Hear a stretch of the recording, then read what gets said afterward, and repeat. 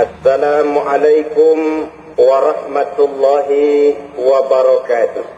Waalaikumsalam warahmatullahi wabarakatuh. Bismillahirrahmanirrahim. Alhamdulillahi rabbil alamin. Wassalatu wassalamu ala ashrafil anbiya'i wal mursalin, imamil muttaqin, sayyidil ghurril muhajjalin, wa ala alihi wa ashabihil mujahidin at-tahirin, amma ba'du. Saudara-saudara kaum muslimin rahimakumullah, salah satu dari rukun Islam yang 5 ialah melaksanakan ibadah puasa di bulan suci Ramadan. Puasa memang merupakan syariat yang cukup tua dalam kehidupan beragama. Setiap Rasul melaksanakan ibadah puasa ini. Hanya teknis pelaksanaannya saja yang berbeda sesuai dengan situasi dan kondisi yang dihadapi oleh para Rasul itu sendiri. Puasa yang dalam bahasa Arabnya disebut dengan as-saum sama artinya dengan al-imsak, yaitu menahan diri dari sesuatu. Dalam pengertian syar'i, puasa ialah menahan diri dari segala yang membatalkan sejak fajar sampai terbenam matahari. Pada pertemuan kali ini, secara khusus kita akan membicarakan tentang puasa ini. Kita akan mulai dari yang pertama, puasa sunnah. Sebagaimana yang kita maklum, sunnah adalah satu perbuatan yang apabila kita kerjakan berpahala, tapi apabila kita tinggalkan tidak merupakan dosa. Hanya saja ia merupakan barometer dan ukuran daripada orang-orang yang cinta kepada sunnah itu sendiri. Ada banyak jenis puasa-puasa sunnah ini. Yang pertama, puasa sunnah di bulan Muharram.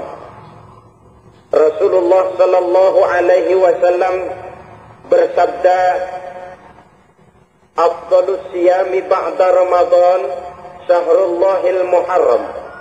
Wa afdalus salati ba'dal faridah salatul lail." Diriwayatkan oleh Muslim dari Abi Hurairah. Puasa yang paling utama sesudah puasa Ramadan tidak lain adalah puasa di bulan Muharram. Dan solat yang paling afdal sesudah solat yang wajib adalah solat pada sepertiga malam yang akhir. Puasa di bulan Muharram merupakan puasa sunnah dan mempunyai nilai yang sangat besar dalam pandangan Allah Subhanahu wa ta'ala. Buat mereka yang mampu melaksanakan puasa sunnah di bulan Muharram ini, boleh melaksanakannya selama 10 hari. Hari yang pertama, boleh juga 3 hari saja, atau setidak-tidaknya 1 hari daripada bulan Muharram.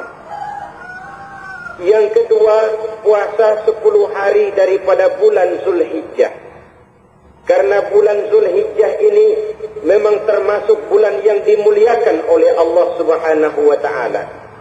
Pertama, di sana ada hari Tarwiyah, ada hari Arafah, ada hari Kurban, ada Talbiyah, ada pelaksanaan haji dengan segala manasiknya.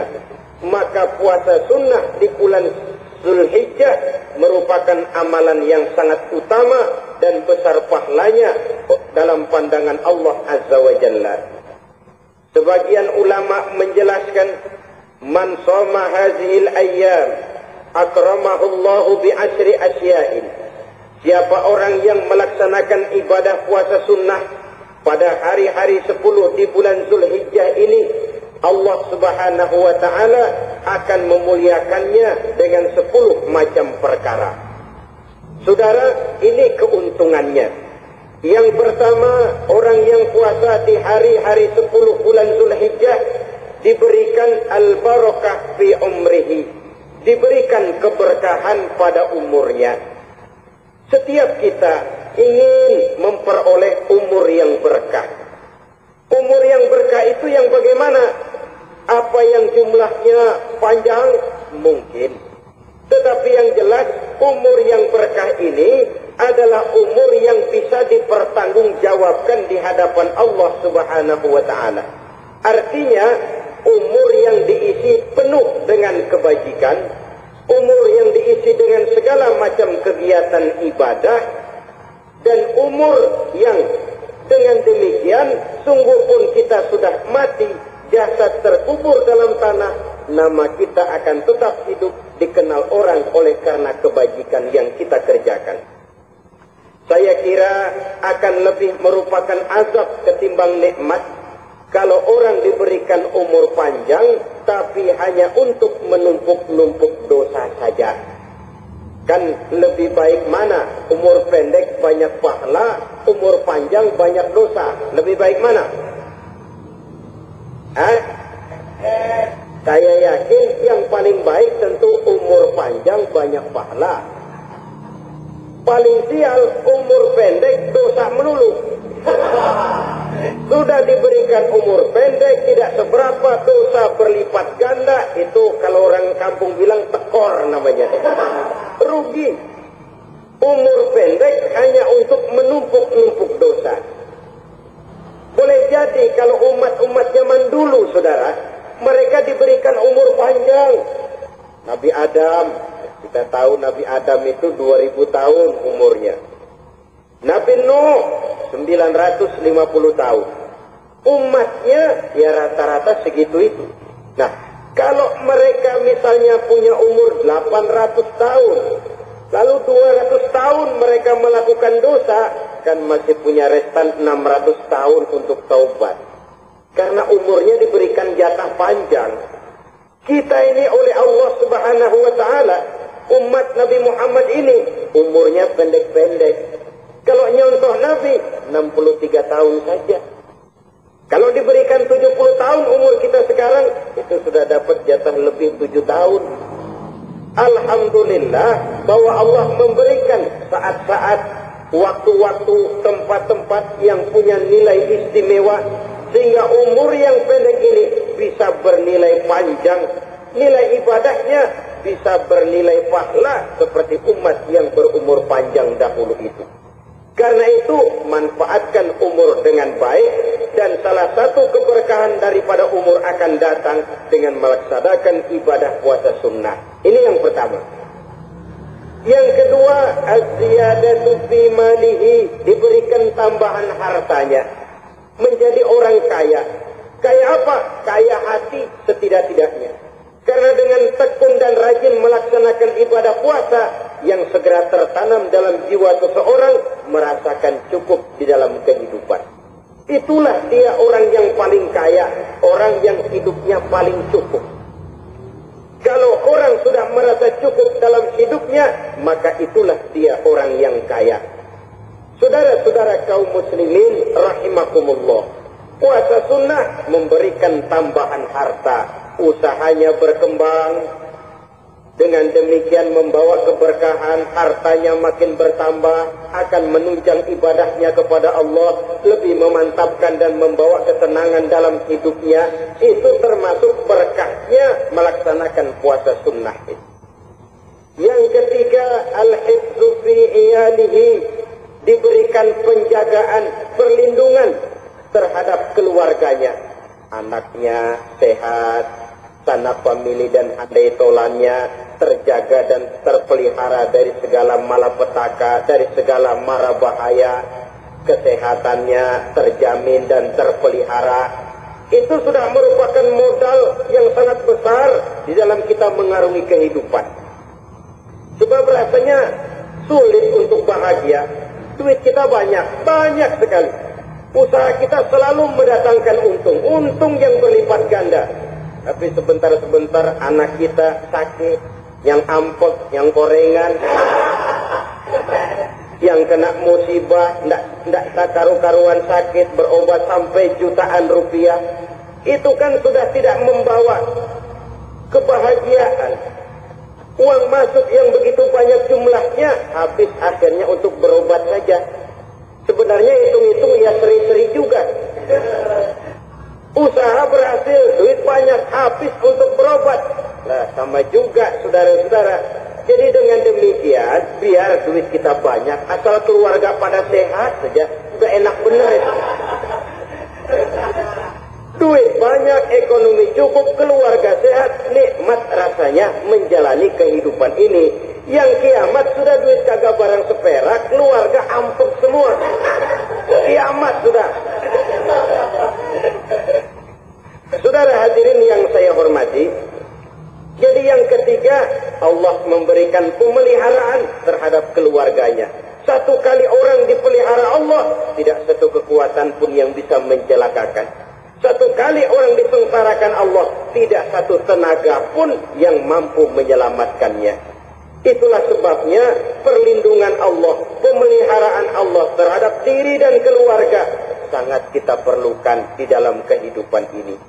Dengan melaksanakan ibadah puasa, kita mendekatkan diri kepada Allah. Dengan dekat kepada Allah, maka Allah pun dekat kepada kita.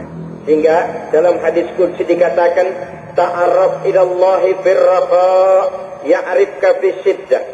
Ingatlah kepada Allah di waktu kamu senang, agar Allah ingat kepada kamu di waktu kamu susah. Yang kita laksanakan kadang-kadang sebaliknya. Waktu susah kita ingat Allah, waktu senang kita lupa Allah. Akhirnya nanti pada waktu kita melarat, kebelangsak, susah dan sebagainya, pertolongan tidak akan datang kepada kita. Benar, ta'arraf ilallah firraha ya'rifka fisiddah. Ingatlah kepada Allah di waktu kamu susah, ingatlah kepada Allah di waktu kamu senang, agar Allah ingat kepadamu di waktu kamu mendapat kesusahan. Umumnya watak manusia memang kalau sudah dapat susah, ingat kepada Allah. Waktu duduk, waktu berbaring, sambil tidur, dalam segala keadaan, Allah disebutnya, Allah dimintakan pertolongannya. Tapi dikala dia berada pada posisi di atas angin, merasa senang, bahagia, Allah terlupakan. Saudara-saudara kaum muslimin, itu yang ketiga. Yang keempat, at-takfiru li sayyiatihi. Orang yang melaksanakan puasa sunnah itu diampuni segala dosa dan kesalahan yang telah dilakukannya. Dan yang kelima, at-tad'ifu li hasanatihi. Diberikan balasan yang berlipat ganda dari segala kebaikan yang dikerjakannya. 1 bisa berbalas 7, 7 bisa berbalas 10, 10 masih berbalas 100, masih ditambah dengan wallahu yudha'ifu liman yasha. Allah melipat gandakan pahala orang-orang yang dikehendakinya. Maka carilah satu kebaikan yang apabila kita kerjakan, dosa akan dihapus dan nilai pahalanya menjadi berlipat ganda. 1 kali kita bekerja, 2-3 pulau bisa kita raih dan kita jangkau. Yang keenam, orang yang melaksanakan puasa sunnah di bulan Zulhijjah, at-tashil li sakarati mautihi. Diberikan kemudahan pada saat menghadapi sakaratul maut. Maut a mysterious problem. Dia adalah pintu yang setiap orang pasti akan memasukinya. Bahwa mati adalah mati, itu semua kita tahu. Tapi hakikat orang pada saat menghadapi mati, itu kan berbeda-beda. Ada yang matinya itu gampang sekali. Persis orang tidur saja. Tidak nampak gelisah, tidak bikin susah yang hidup, tidak gelimpangan di tempat tidur, persis seperti orang mau tidur saja. Ada yang sulit sekali menghadapi sakaratul maut, gelimpangan di tempat tidur, bikin bingung orang yang nunggu, kadang-kadang seperti kerbau digorok lehernya. Saudara-saudara, sulit menghadapi sakaratul maut. Oleh karena itu, Rasulullah Sallallahu Alaihi Wasallam sering beliau itu kalau berdoa membaca Allahumma hawin alayya fi sakaratil maut. Ya Allah, mudahkan saya di dalam menghadapi sakaratul maut. Rasulullah saja, saudara, orang yang ibadahnya paling banyak, orang yang hatinya paling bersih, orang yang akhlaknya paling luhur, masih berdoa semacam ini. Mohon dimudahkan oleh Allah agar mudah menghadapi sakaratul maut. Apalagi kita. Terus terang kita ini paling-paling kelas mukhtalif. Bangsa sama pahala mau sama dosa doyan. Lebih perlu lagi menghadapi sakaratul maut. Sehingga apabila malaikat maut datang menjemput nyawa kita, dimudahkan. Jangan dibikin sulit. Supaya mudah, jadilah orang baik-baik. Biasanya kalau bajingan yang mati, malaikat maut juga kali main-mainin dulu tuh orang. Kutak-katik, ditakut-takutin dan segala macam. Saudara hadirin yang saya hormati, maka menghadapi sakaratul maut ini merupakan kunci. Apakah seseorang bisa husnul khatimah atau bisa su'ul khatimah? Salah satu jalan untuk memudahkan diri menghadapi sakaratul maut, melaksanakan puasa sunnah di bulan Zulhijjah ini. Yang ketujuh, as-siya'u li zulumati qabrihi, diberikan terang di alam kuburnya.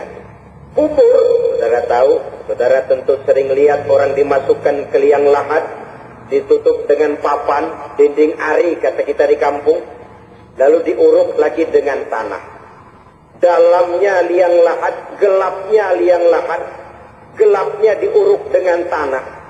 Gelapnya di dalam kubur, 3 gelap yang menjadi satu.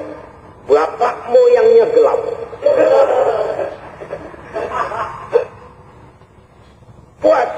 Puasa sunnah ini merupakan terang di alam kubur kita nanti. Yang ke-8, at-tasqil limizanihi, diberikan keringanan pada timbangan di hari akhirat nanti. Bahwa setelah dibangkitkan dari kubur, setiap kita akan menghadapi perhitungan, akan ditimbang segala macam kebaikan dan segala macam kejahatan yang pernah kita lakukan di dalam kehidupan.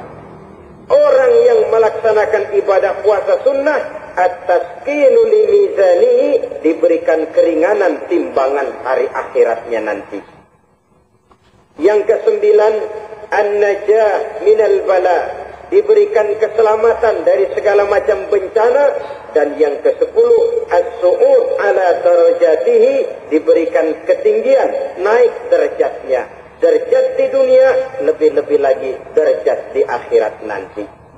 Ini keutamaan yang diberikan Allah Subhanahu wa ta'ala kepada mereka yang melaksanakan ibadah puasa 10 hari di bulan Zulhijjah menurut penjelasan sebagian dari para ulama kita. Jadi setelah puasa Muharram ada lagi puasa Zulhijjah. Kemudian puasa sunnah yang ketiga, puasa sunnah pada hari Senin dan hari Kamis. Apa sumber hukumnya? Diriwayatkan oleh Imam Muslim dari Abi Qatadah. Rasulullah Shallallahu Alaihi Wasallam ditanya tentang puasa pada hari Senin. Kenapa Rasul melakukan itu?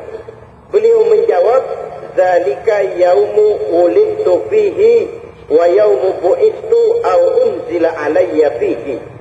Hari Senin itu adalah hari di mana aku dilahirkan dan hari di mana aku dibangkitkan. Wahyu pertama turun kepadaku pun pada hari itu. Maka sunnah melaksanakan puasa pada hari itu.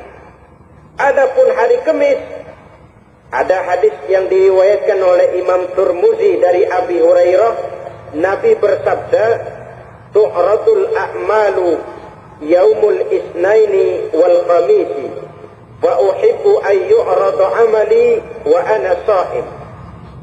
Diangkat, disetor amal setiap manusia pada hari Senin dan pada hari Kamis. Maka aku ingin, kata Nabi, agar pada saat amalku disetor itu aku sedang puasa. Jadi malaikat itu, menurut riwayat ini, mencatat dan menyetorkan catatan amalan seseorang pada hari Senin, pada hari Kamis. Tiap hari Senin, amalan kita disetor oleh malaikat. Catatan terakhir tentu yang sedang kita kerjakan. Sehingga yang masuk daftar, saya tinggalkan orang ini, dia sedang puasa. Karena naik catatan amalnya pada hari Senin.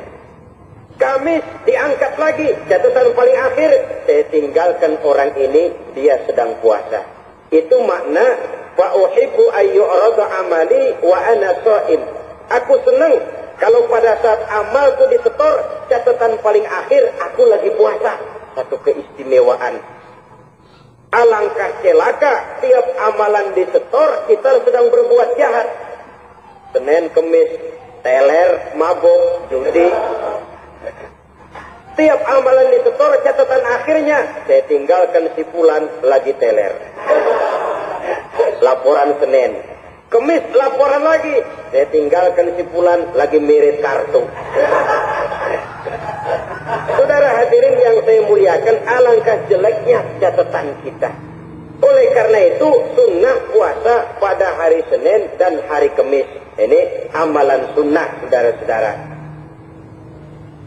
Dan oleh karena ini amalan sunnah, sebagian ulama memberikan penjelasan, walaupun lupa niat, kalau sudah malam itu lupa niat, boleh niatnya sudah siang puasa sunnah ini. Dengan catatan dari pagi belum makan apa-apa. Mama malam saudara lupa. Tahu-tahu ingat ini hari Senin, ini hari Senin. Dah jam 10, niatlah jam 10 itu. Sah puasanya asal dari pagi belum makan apa-apa.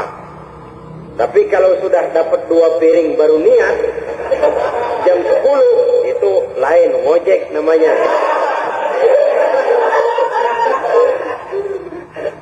Jadi puasa sunnah yang ketiga, puasa pada hari Senin dan hari Kamis. Yang keempat, puasa jenis sunnah yang keempat, puasa 6 hari di bulan Syawal. Diriwayatkan oleh Imam Muslim dari Abi Ayyub bahwa Nabi bersabda, "Man shoma Ramadhana, summa atba'ahu sittan min Syawal, kana kasiyamid dahri." Barang siapa yang berpuasa di bulan Ramadan, kemudian diikutinya dengan 6 hari di bulan Syawal, maka dia seolah-olah seperti orang yang berpuasa 1 abad lamanya. Allahu Akbar. Demikian besar keuntungannya. 6 hari di bulan Syawal sama dengan orang yang berpuasa 1 abad lamanya. Ini fadailul a'mal, saudara-saudara. Jangan diartikan karena menang sudah puasa 6 hari bulan Syawal, Ramadan tahun depannya lantas nggak puasa. Kenapa? Ukurannya sudah 1 abad. Bukan itu pengertiannya. Ini mendorong orang memberikan ganjaran pahala yang sedemikian besar. 6 hari setelah Ramadan, artinya di bulan Syawal. Tidak pada hari pertama Syawal, karena haram hukumnya berpuasa pada hari fitri itu. 6 hari di bulan Syawal. Tinggal lihat yang mampunya saja. Boleh berurutan, boleh tidak berselang-seling, boleh. Asal saja jumlahnya 6 hari selama masih bulan Syawal itu. Hari ini, 3 hari lagi, 4 hari lagi, diselang-seling. Atau berurutan, itu juga lebih baik. Puasa sunnah 6 hari daripada bulan Syawal. Kemudian yang kelima, puasa sunnah 3 hari pada setiap bulan. 3 hari pada setiap bulan. Diriwayatkan oleh Imam Bukhari dan Muslim dari Abi Hurairah. Abi Hurairah bercerita, "Awsani khalili sallallahu alaihi wasallam bisalatin." Kekasih saya Rasulullah berwasiat kepada saya, memesankan benar-benar kepada saya untuk melaksanakan 3 amalan yang terpuji. Pertama, siyamu salasati ayamin min kulli syahrin. Puasa 3 hari dalam setiap bulan. Ini wasiat yang pertama. 3 hari pada setiap bulan. Tidak peduli bulan apa saja. Dalam artian ya bulan menurut perhitungan Islam ya. Muharram, Safar, Rabiul Awal, Rabiul Tsani, Jumadil Ula, Jumadil Akhir, Rajab, Sya'ban, Ramadan, Syawal, Zulqa'dah, Zulhijjah dan selanjutnya. 3 hari pada setiap bulan. Tanggalnya tanggal berapa saja? Lebih utama pada yang disebut Yaumul Bil, yaitu hari-hari di mana bulan menunjukkan purnama. Tanggal 13, tanggal 14, dan tanggal 15 pada setiap bulannya itu disunahkan melaksanakan puasa. Itu wasiat pertama, puasa 3 hari pada setiap bulan. Wasiat yang kedua, waraqatai duha, melaksanakan sholat duha sekurang-kurangnya 2 rakaat. Itu wasiat yang dipesankan benar kepada saya, kata Abi Hurairah. Pertama, puasa 3 hari pada setiap bulan. Yang kedua, usahakan jangan meninggalkan 2 rakaat minimal daripada sembahyang duha. Kita tahu sembahyang duha itu sembahyang sunnah di waktu pagi seketika matahari naik sepenggalahan. Sekurang-kurangnya 2 rakaat, sebanyak-banyaknya 8 rakaat. Di antara fadilah atau keutamaan daripada sholat duha ini yaitu menyangkut masalah rezeki dan usaha. Kemudian wasiat yang ketiga, wa an utira qabla an anama. Beliau sangat berwasiat kepada saya untuk sholat witir sebelum tidur. Artinya sholat malam sebagai amalan sunnah di dalam kehidupan kita. Jadi saudara-saudara, dalam hidup ini kita akan selalu berbentur dengan keperluan. Kalau pada suatu saat kita sudah sampai kepada tahap berpikir ini keperluan saya, tentu hal-hal semacam ini akan kita kerjakan. Kita belum tergerak melaksanakan ini semua oleh karena barangkali kita merasa belum memerlukannya. Karena itu, marilah kita berusaha di samping melaksanakan puasa yang wajib, juga melaksanakan puasa yang sunnah di dalam kehidupan kita. Ini jenis puasa-puasa yang sunnah. Kemudian yang kedua, ada macam puasa yang disebut puasa nazar. Hukum pelaksanaannya wajib apabila nazarnya sudah terwujud. Puasa nazar, puasa yang dikaitkan dengan suatu persoalan. Umpamanya, kalau saya lulus ujian, saya akan puasa 1 minggu lamanya. Begitu ujiannya ternyata lulus, dia wajib bayar nazarnya. Puasa 7 hari, tidak lagi sunnah, tapi wajib karena dia nazarkan. Asal saja tidak sah nazar kepada yang makruh, apalagi kepada yang haram. Umpamanya, nazar kalau tembus 6 nomor mau puasa 3 hari. Itu nazar semacam itu bukan saja tidak sah, tapi haram hukumnya. Tidak boleh nazar kepada yang makruh, apalagi kepada yang haram. Jadi apabila maksud yang sudah kita niatkan tercapai, wajiblah nazar itu dibayar, yaitu kalau nazarnya sunnah, melaksanakan ibadah puasa.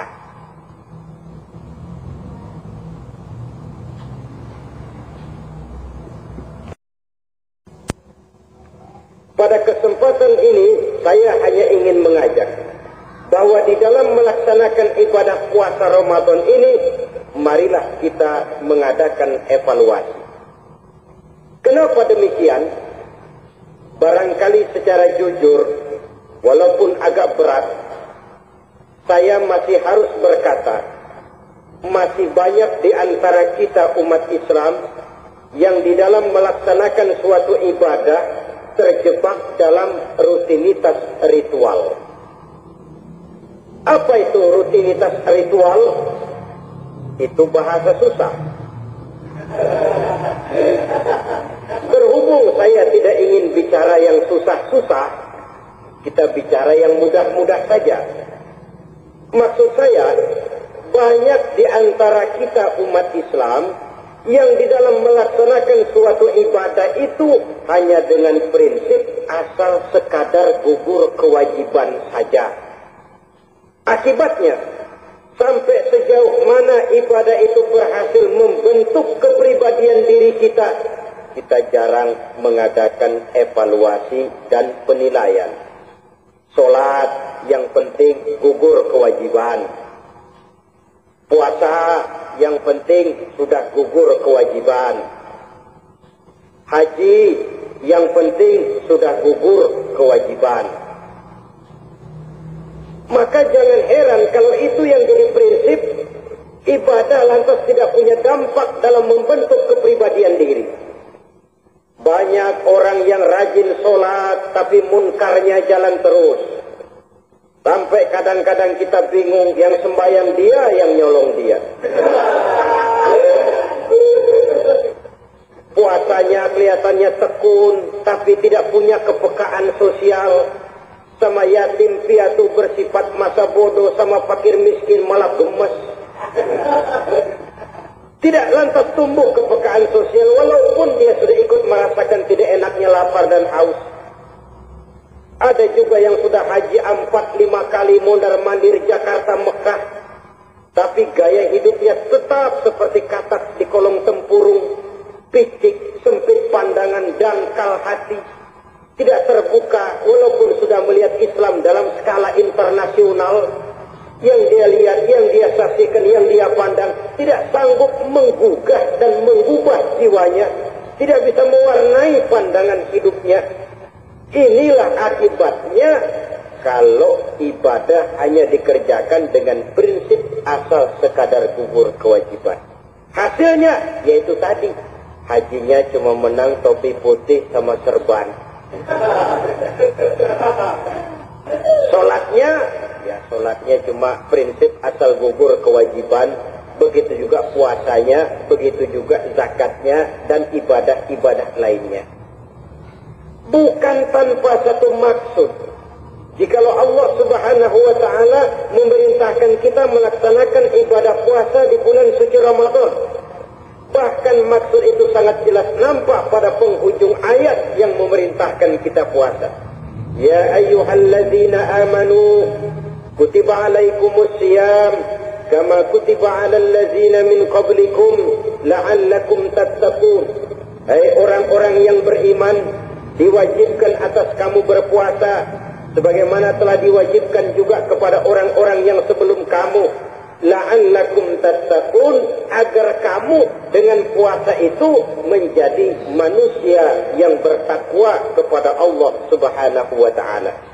Dengan kata lain, berhasil atau tidak puasa Ramadan kita ini akan nampak takwa kita meningkat atau tidak setelah kita melaksanakan ibadah puasa. Sehingga kalau orang mengatakan Ramadan itu merupakan month of training, bulan latihan, keluar latihan tentu harus semakin naik dan baik gaya kehidupan kita.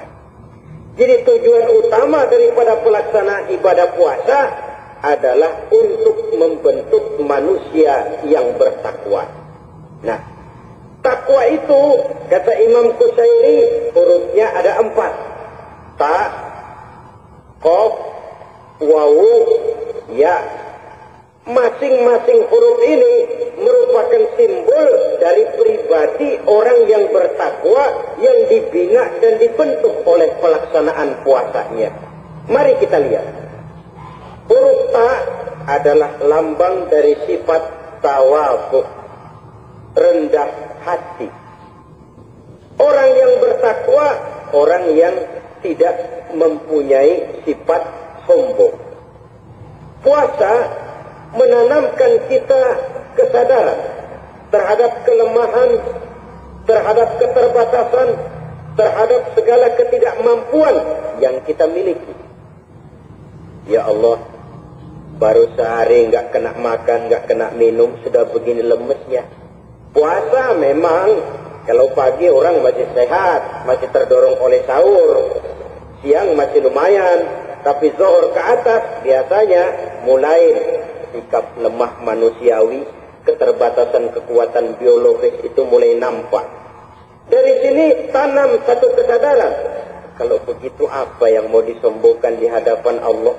Kaya, siapa sih orang paling kaya? Ilmu, siapa sih orang paling pintar? Pangkat, siapa sih orang paling tinggi jabatannya?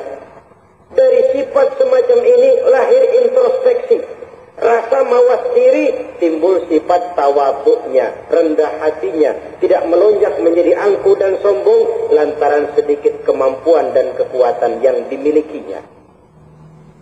Lalu untuk sikap yang lebih jauh, terbentuklah apa yang dinamakan stabilitas temperatur batin. Orang tetap konstan menjaga nilai-nilai idealisme yang pernah dimilikinya.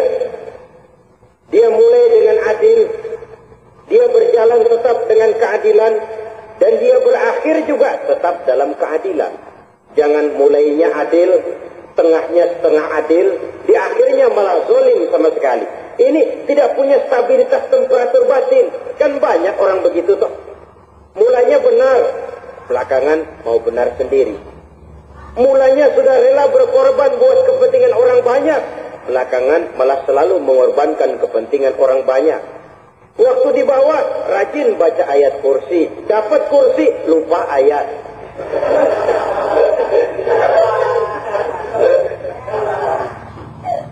Ini cerminan dari orang yang tidak punya stabilitas temperatur batin, tertipu oleh perasaan seolah-olah situasi dan kondisi sudah serba memungkinkan, sudah serba menguntungkan. Orang yang dibentuk pribadinya oleh pelaksanaan ibadah puasa, dia sadar apapun keberhasilannya, apapun kedudukannya, apapun nilai kekayaannya, itu cuma sebagian kecil sekali dari apa yang ada pada zat Allah Subhanahu wa ta'ala. Dari sini timbul sikap rendah hati. Tidak takabur, sesuai dengan namanya, takabur dari kalimat takabbaro ya takabbaru, membesar-besarkan diri. Orang yang suka membesar-besarkan diri, orang yang tidak yakin bahwa dirinya orang besar, lalu dibesar-besarkan dirinya. Sebenarnya itu sudah satu sikap di mana dia tidak percaya kepada diri sendiri. Dirinya sebenarnya bukan apa-apa, cuma ingin dianggap besar, lalu dibesar-besarkan. Takabbur namanya. Puasa, sekali lagi, melatih kita menanamkan kesadaran akan kelemahan dan keterbatasan kita sebagai makhluk. Itu sikap tawadhu. Fir'aun, saudara tahu Fir'aun itu kan dulunya cuma raja. Lama-lama dia jadi raja, lupa diri dan lupa daratan, melonjak menjadi angkuh dan sombong, sampai kepada puncak kekurang ajarannya, memproklamirkan dirinya menjadi Tuhan. Hitler juga begitu. Pendeknya orang manakala tidak ada kesadaran tentang dari mana segalanya berasal dan kemana segalanya akan kembali, ia mudah out of control. Kalau sudah out of control, maka dia akan melakukan perbuatan yang melampaui batas. Itu yang pertama. Jadi orang takwa, orang yang rendah hati, salah satu tujuan daripada pelaksanaan ibadah puasa menanamkan sikap rendah hati. Dari sikap rendah hati ini yang timbul lalu apa? Kepekaan sosial.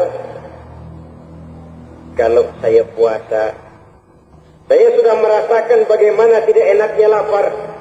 Saya sudah merasakan bagaimana tidak enaknya haus. Tapi bagaimanapun, saya lapar cuma sebentar, saya haus cuma sebentar. Selesai maghrib, lapar saya hilang, haus saya hilang. Bagaimana yatim piatu, orang-orang tua jompo yang perlu santunan, orang-orang miskin yang terkapar di kolong-kolong jembatan, yang tiap hari merasakan perasaan seperti ini, tanpa tahu kapan hidup dan nasibnya akan berubah. Tidur beratapkan langit berselimut koran. Kalau demikian, saya ini beruntung. Kalau demikian, apa yang bisa saya lakukan untuk mereka? Kepekaan sosial ini lalu timbul dalam apa yang orang sekarang namakan solidaritas kesetiakawanan sosial. Hidup tidak hanya untuk kepentingan diri dan perutnya sendiri saja, tapi mau menolong, mau membantu orang yang memang memerlukan bantuan dan pertolongan itu sendiri. Jangan setelah tahu lapar tidak enak, haus tidak enak, tapi kita tidak mau tenggang rasa, tidak mau timbang rasa. Begini loh tidak enaknya lapar, begini loh tidak enaknya haus. Ini terjadi pada diri saya. Saya masih mampu, masih berbuka puasa. Bagaimana yang tiap hari merasakan seperti ini? Tidak Ramadan, tidak Syawal, tidak Zulqa'dah, tidak Zulhijjah. Selalu kelaparan dan kehausan. Dari sana timbul kepekaan sosial. Lalu lahirlah sikap pemurah, dermawan, mau menoleh ke kiri dan ke kanan.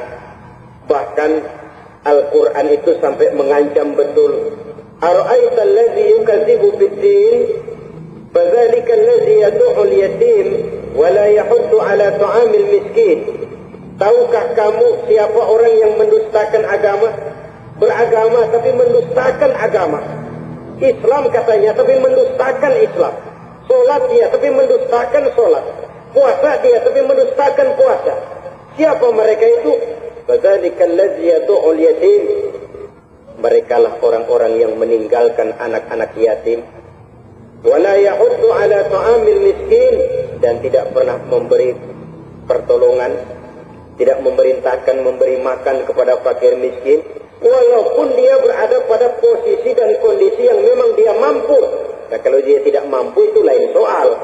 Dia mampu, dia tahu, dan dia diam saja. Itu termasuk yukadzibu bid-din, orang-orang yang mendustakan agama. Berlindung kita kepada Allah, jangan sampai termasuk ke dalam kelompok itu. Yang kedua, saudara, huruf takwa itu qaf. Qaf adalah lambang dari sifat qanaah. Qanaah artinya merasa cukup. Puasa melatih kita untuk bersikap cukup dalam hidup. Kalau kita perturutkan menjelang saat berbuka, menunggu waktu berbuka, istilah orang di Jawa Barat ngabuburit katanya, kita menunggu saat berbuka, segalanya saja ingin kita beli, segalanya saja ingin kita minum, semuanya saja ingin kita makan.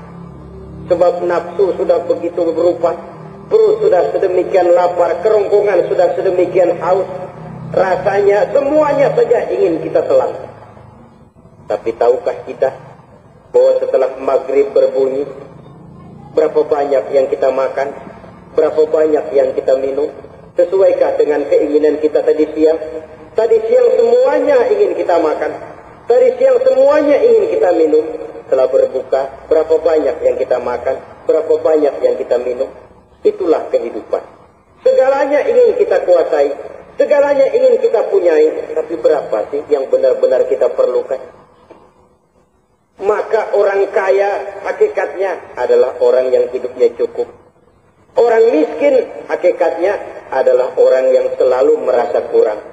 Bagaimanapun besar rumah kita, banyak uang kita, berpuluh kendaraan kita, kalau hidup selalu merasa kurang, itu artinya kita masih miskin. Maka jikalau ingin menjadi orang kaya, kuncinya hakikatnya cuma satu, hati kita merasa cukup dengan yang diberikan Allah, bersyukur atas segala nikmatnya, dan dengan syukur itu, nikmat itu akan ditambah oleh Allah Subhanahu wa ta'ala. Puasa menimbulkan sifat qanaah, dan qanaah adalah watak daripada orang-orang yang bertakwa kepada Allah Subhanahu wa ta'ala. Bukankah manusia di dalam berhadapan dengan harta persis seperti orang minum air laut? Makin diminum, makin haus. Makin diminum, makin kering tenggorokan. Begitulah orang berhadapan dengan materi. Tadinya dia akan senang kalau dia merasa punya tanah ratusan hektar. Sudah ratusan hektar, tidak cukup ngelamun lagi. Alangkah nikmatnya kalau bisa beli gunung. Gunung dibeli. Sudah punya gunung, lihat laut. Aduh, kalau laut juga bisa dibeli. Beli lagi laut. Sudah punya laut, lihat ke atas. Langit ada yang jual apa enggak ya?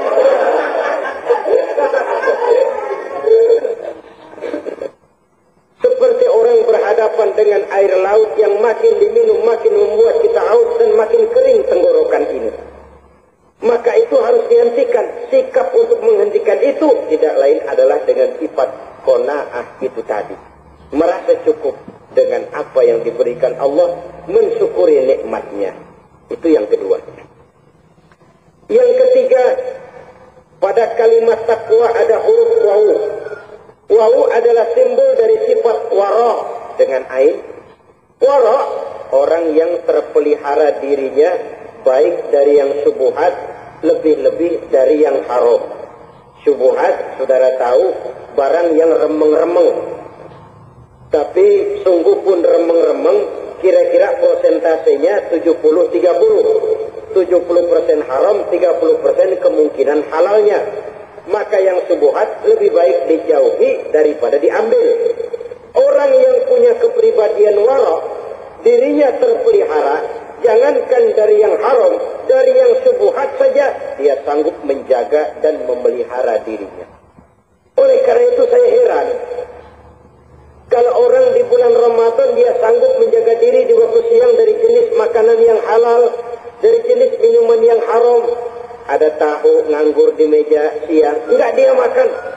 Ada air teh nganggur di meja siang, enggak dia makan. Padahal itu jenis makanan dan minuman yang halal. Tapi ketika datang maghrib, dia berbuka dengan makanan yang dibeli dari uang yang dihasilkan dengan cara yang haram.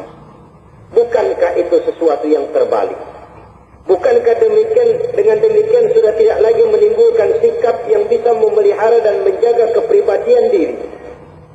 Orang yang membiasakan diri terpelihara dari yang syubhat apalagi yang haram, maka baik yang dipakainya, yang diminumnya, yang dimakannya, terdirilah dari barang-barang yang baik yang dihalalkan oleh agama.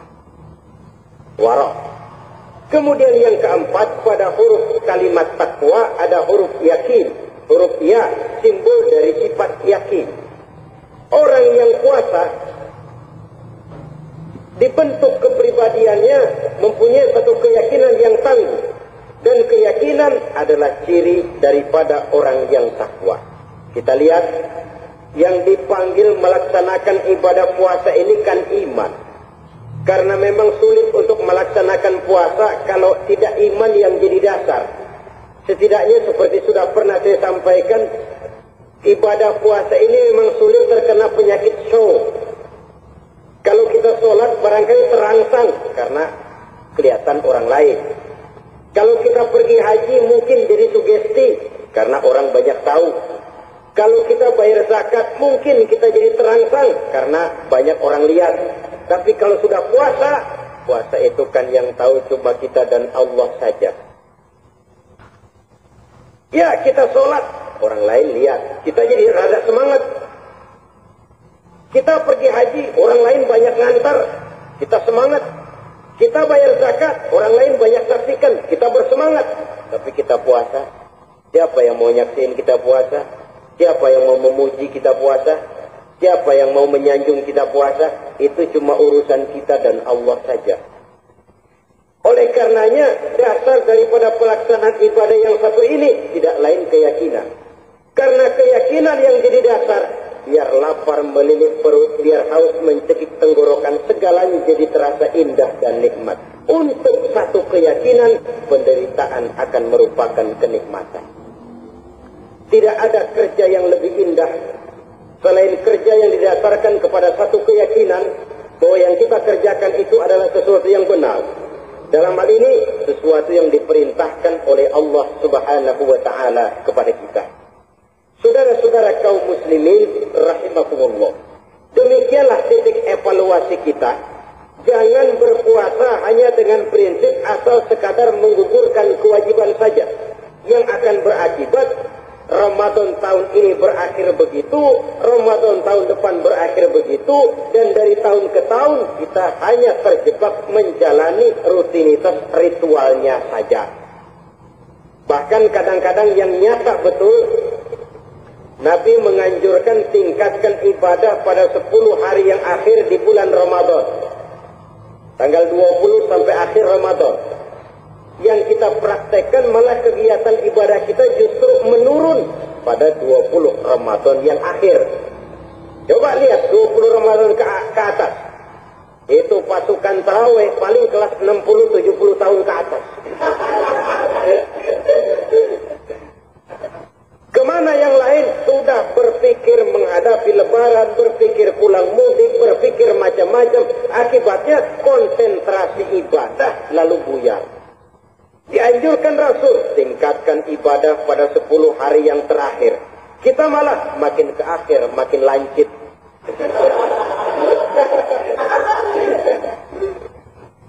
Saudara-saudara kaum muslimin rahimakumullah. Kita terjebak oleh sesuatu yang sementara, oleh sesuatu yang bersifat kulit, lalu meninggalkan isinya. Padahal jikalau kita tidak mengisi Ramadan dengan kegiatan ibadah, berarti kita tidak keluar dari Ramadan dengan jiwa yang baru, yang sudah ditempa oleh pengalaman ibadah di bulan Ramadan. Artinya kita tidak kembali kepada fitrah, kesucian seperti saat kita dilahirkan. Lalu kalau kita tidak kembali kepada fitrah, apa yang mau kita rayakan pada Idul Fitri itu? Di mana letak kegembiraan kita? Di mana letak kebahagiaan hati? Kembalikah kita kepada fitrah? Tidak. Benarkah puasa yang kita kerjakan? Kelihatannya juga tidak. Adakah dampak dari pelaksanaan ibadah dalam pribadi kita? Tidak. Kadang-kadang Ramadan selesai malah teriak, merdeka.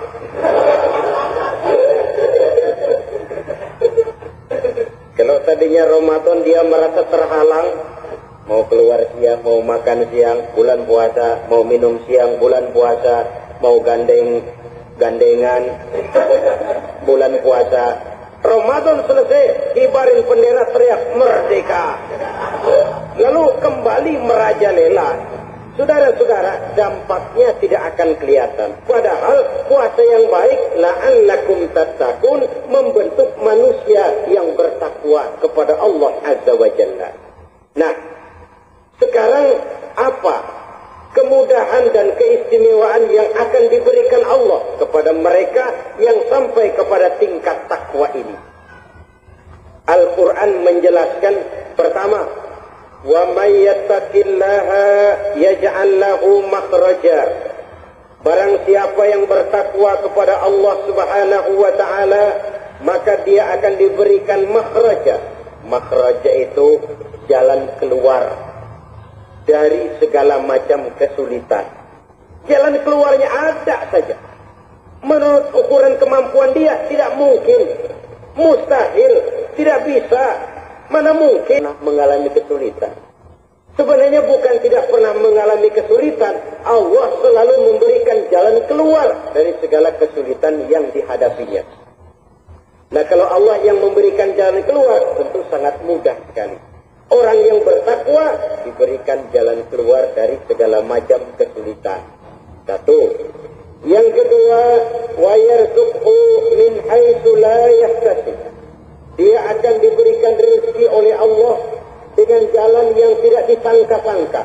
Rezekinya datang dengan cara yang tidak disangka-sangka.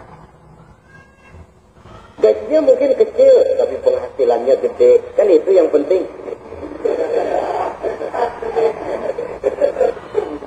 Gaji dengan penghasilan kan lain. Boleh jadi gaji kecil atau penghasilan gede, kan nikmat hidup itu. Nah, penghasilan ini ada yang bisa kita perkirakan. Bisa kita perkirakan. Misalnya gaji itu tadi. Kalau saya kerja, gaji saya begini. Ada rezeki yang masuk jenis min haitsu la yahtasib. Tidak kita sangka-sangka. Tidak kita duga-duga. Tahu-tahu ada saja rezeki. Datang orang, bawa persoalan yang mendatangkan hasil.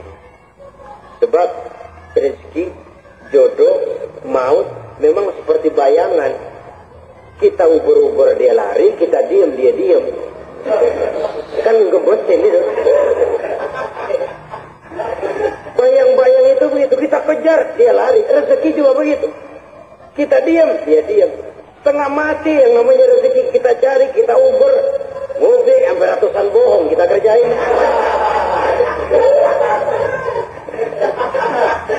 Tapi memang belum waktunya, ya sulit untuk tembus. Tapi kadang-kadang giliran kita nongkrong di rumah, datang orang bawain rezeki. Itulah yang namanya rezeki. Tapi ini untuk orang yang bertakwa. Kalau tidak punya kredibilitas takwa, jangan lalu pakai ayat ini. diberikan Allah dengan rezeki dengan jalan yang tidak disangka. Kan ada ayatnya dah, kita mantang aja di rumah dah. Ntar juga suruh rezeki datang. Ini fasilitas yang diberikan kepada orang yang wa may yattaqillah, bertakwa kepada Allah, yarzuqhu min haitsu la yahtasib, diberikan rezeki dengan cara yang tidak disangka-sangkanya. Maka kadar ketakwaan jangan membuat kita buruk sangka. Seorang yang nggak kemana-mana duitnya ada aja. Kalau dia takwa, Allah berikan jalan keluar.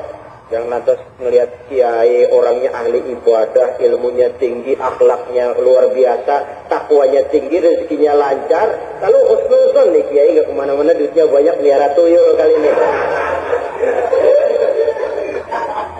Itu termasuk jaminan Allah yang masuk kategori min haitsu la yahtasib.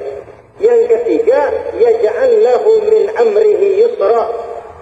Dimudahkan segala urusannya. Dimudahkan segala urusannya. Kemudian yang keempat, yukaffir anhu sayyi'atihi wa yu'azzim lahu ajra. Diampuni segala kesalahannya dan dibesarkan pahala kebaikan yang dikerjakannya. Maka mudah-mudahan puasa yang kita kerjakan mengantarkan kita kepada ketakwaan kepada Allah, dan takwa membuka janji Allah kepada kita di dalam kehidupan ini. Inilah saja yang kita bicarakan pada pertemuan ini. Mudah-mudahan ada manfaatnya. Terima kasih atas segala perhatian. Mohon maaf atas segala kekurangan. Usikum wa nafsi bitaqwallah. Wassalamualaikum warahmatullahi wabarakatuh. Waalaikumsalam.